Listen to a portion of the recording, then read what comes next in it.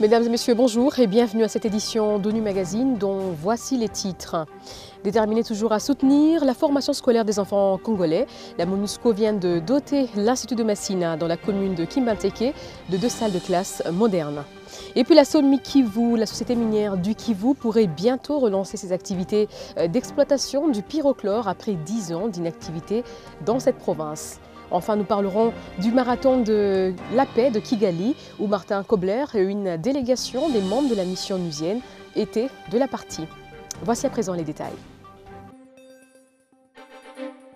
2 salles de classe équipées, un don du bureau genre de la MONUSCO de Kinshasa à l'Institut de Massina dans la commune de Kimbanteke. La remise de ce don est intervenue lundi dernier au cours d'une cérémonie solennelle organisée au sein de cette école. Principaux bénéficiaires, les élèves ont saisi cette occasion pour manifester leur reconnaissance aux gestes posés par la mission onusienne. Il en est de même de l'ONG Dynamique pour Bien-être Social, partenaire de la MONUSCO dans ce projet, qui a tenu à situer la cérémonie du jour dans son contexte. Ce projet étant accepté par la MONUSCO, ce qui a conduit à la signature d'un protocole d'accord entre la Dynamique pour le Bien-être Social et la MONUSCO le 10 septembre 2013. Sur terrain, avec notre équipe de l'organisation et de notre ONG, les travaux ont débuté le 23 septembre 2013. Et le 17 octobre 2013, soit un mois après, on était obligé d'interrompre un peu suite à un problème technique de financement survenu de la part de notre partenaire, nous dirons la MONUSCO. Le 1er avril 2014, soit 5 mois après, les travaux ont repris pour être achevés totalement 30 avril 2014. Donc, sans compter le temps d'arrêt, ce bâtiment est réalisé dans un temps record de 2 mois. La construction de ce bâtiment et son équipement a été financé par la MONUSCO, comme nous vous l'avons dit, mais aussi nous avons aussi compté un effort de 4% des parents de cette école et puis de nous, l'organisation, qui a aussi contribué à l'auteur de 6%. L'ouvrage qui sera remis aux bénéficiaires à quelques instants est réalisé par la Dynamique pour le Bien-être Social, en partenariat avec la MONUSCO, par les billets du bureau genre. Comme vous le voyez sur les écrits devant les bâtiments, ceci prouve que la MONUSCO n'est pas éloignée du peuple congolais, comme d'autres langues pensent, au contraire, elle est plus proche de lui. La construction de ces 2 salles de classe est une satisfaction pour la commune de Kimbanteke, car elle illustre son développement et la volonté de la mission de répondre aux attentes de la population telles qu'identifiées par notre partenaire. La construction de ces 2 bâtiments a répondu non seulement au mandat du bureau genre, qui est la promotion du genre, qui demande une discrimination positive pour relever les défis d'envoyer toutes les filles à l'école pour leur promotion et aussi celui de garçons. Mais ici, j'ai insinué cette discrimination pour les filles car les filles en majorité sont analphabètes. Par ces mots, je ne peux cesser d'encourager les parents à soutenir leurs enfants et à les envoyer massivement à l'école pour leur avenir et l'avenir du pays. Je ne finirai pas non plus mon discours d'encourager notre partenaire de l'ONG DBES qui ne cesse de frapper à notre porte par amour du lendemain des enfants, élèves ici nombreux. Notre recommandation aux bénéficiaires, c'est d'en faire bon usage. 10 ans après sa fermeture, la société minière du Kivu, SOMI Kivu en cycle, pourrait bientôt reprendre l'exploitation du niobium. C'est ce qui justifie la descente effectuée dans la mine de l'Ouéché le 16 mai par une délégation russe. En effet, disposant de tous les documents officiels, l'investisseur russe Sergei Givard se dit prêt à relancer l'exploitation du niobium. Initiative qui pourra aider à la consolidation des îlots de paix et de développement dans les territoires sortis récemment des conflits au Nord Kivu. La tradition a encore été respectée au Bureau conjoint des Nations Unies aux droits de l'homme avec la publication de sa note mensuelle sur les principales tendances des violations des droits de l'homme au cours du mois d'avril.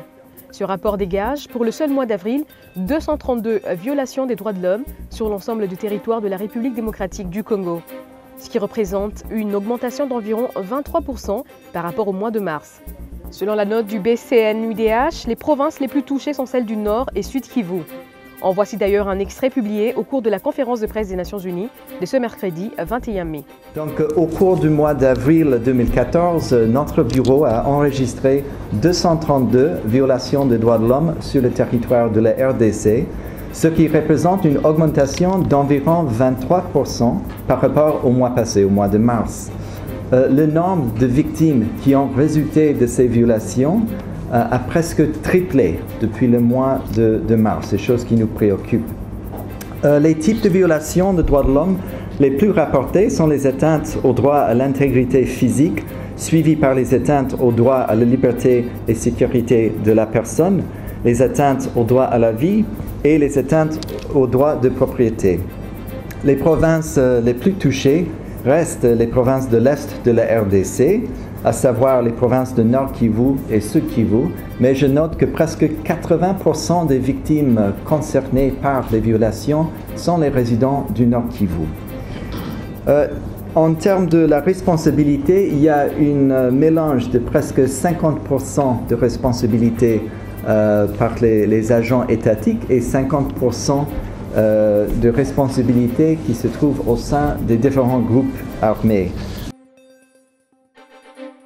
Le dimanche 18 mai dernier au Rwanda, des coureurs des nationalités différentes ont pris part au Marathon de la paix, une compétition organisée par le gouvernement rwandais. Ce marathon a connu une affluence particulière avec la présence d'une importante délégation de la MONUSCO venue de la République démocratique du Congo et conduite par le chef de la mission onusienne, Martin Kobler. Pendant des heures, les participants ont rivalisé d'ardeur pour atteindre la ligne d'arrivée à travers les différentes artères de Kigali. Même les personnes vivant avec handicap étaient au rendez-vous. Du départ à l'arrivée au stade Amahoro de Kigali, l'ambiance était totale. On pouvait apercevoir les marathoniens en train de se parler, de sympathiser, se soutenir moralement et surtout de saluer ce moment particulier passé ensemble dans une compétition multiculturelle. Pour moi personnellement, c'était un mini-marathon de 5 km. Je suis ravi. Je suis ravi de l'atmosphère. Je suis ravi aussi de l'idée d'avoir un marathon ici à Kigali. C'est le marathon pour la paix. Et nous avons nos t-shirts ici, nos sweatshirts qui disent le Kigali Marathon pour la paix. Parce que c'est très important, en particulier dans des situations politiquement difficiles, d'oublier la politique et d'avoir le peuple ensemble. Les Rwandais, les autres, les étrangers ici, les Congolais qui sont ici, nous de la MONUSCO, on court ensemble pour la paix. On oublie la politique, nous sommes des êtres humains. Je crois que c'est très important d'avoir les événements sportifs, les événements culturels ensemble, parce que ça réunit les hommes, les femmes et aussi les enfants, comme on peut voir. Prendre en charge les déplacés relève parfois d'un parcours du combattant pour les programmes alimentaires mondial, PAM en sigle. Une équipe du PAM en mission à Ngungu a rencontré beaucoup de difficultés pour procéder à la distribution des vivres à plus de 27 000 déplacés avec l'assistance du Caritas Nord Kivu. Ces déplacés sont arrivés dans cette localité entre août 2013 et mars 2014. Coup de projecteur sur cette opération. Tronçon Goma-Ngungu. Ngungu, c'est à une soixantaine de kilomètres à l'ouest de Goma, dans les territoires de Massissi. Il faut 4 heures pour parcourir ce trajet, l'on comprend pourquoi. En ce 29 avril, une équipe du PAM se rend à Ngungu pour une mission humanitaire en faveur des nouveaux déplacés. L'urgence explique que cette opération se réalise absolument, s'il le faut, dans des conditions extrêmement difficiles, notamment ici à quelques encablures de la localité. Le PAM s'est d'ailleurs investi avec d'autres partenaires pour rendre les routes praticables. Moi, je suis venue de Michel. Je suis venu au Famando, précisément Miano. Ils ont fui les exactions perpétrées par les groupes armés dans les localités environnantes. Plus de 27 000 déplacés sont aujourd'hui à Ngungu, arrivé entre août 2013 et mars 2014. Donc c'est le début de la distribution. Donc si un déplacé arrive ici, on lui donne le transfert. Ce transfert, c'est ce qui nous donne le droit à la nourriture ici dans le milieu de distribution. C'est dans la foulée d'une rapide évaluation de la situation alimentaire et nutritionnelle effectuée par les PAM et ses partenaires que la décision a été prise par l'agence onusienne de voler au secours de ces déplacés. Le 28 avril dernier, la distribution des vivres a effectivement commencé. Aujourd'hui, nous distribuons en partenariat avec Caritas du céréal, donc particulièrement le maïs, les légumineuses, particulièrement le haricot, le sel et l'huile. Il s'agit de 4 commodités standards que le PAM distribue en situation d'urgence. Le but, c'est de pouvoir répondre de façon prompte aux besoins alimentaires de ces personnes qui sont coupées de leurs champs, qui sont coupées de leurs moyens d'existence.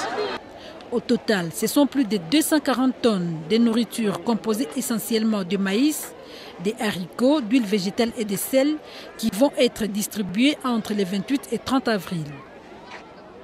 On compte là-bas les gens, 10 personnes avec les jetés. Quand 10 personnes arrivent ici, on fait le système de piles. Nous avons 3 sacs de maïs ainsi que 3 sacs d'huile de maïs, ainsi qu'un sac d'huile de haricots et un carton d'huile. Les rations servies vont couvrir une période d'1 mois.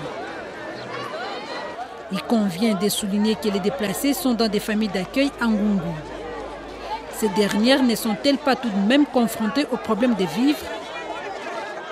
Ce sont des déplacés, ce sont des gens qui ont fui leur village, qui ont fui l'insécurité pour trouver refuge ici à Ngungu. C'est vrai, ils sont dans les familles d'accueil, mais les différentes études et évaluations que nous avons menées ont montré qu'ils ont une certaine vulnérabilité plus aiguë par rapport aux autres. L'idéal, c'était aussi d'assister les familles d'accueil qui ont reçu ces gars, qui les ont soutenus pendant un bon bout de temps. Mais comme je disais tantôt, nous n'avons pas suffisamment de ressources pour pouvoir répondre aux besoins de tout le monde. Pourquoi spécifiquement ces rations alimentaires? Répondent-elles aux besoins des bénéficiaires? Nous y reviendrons. Et voilà, c'est la fin de cette édition d'ONU Magazine. On vous dit merci de nous avoir suivis.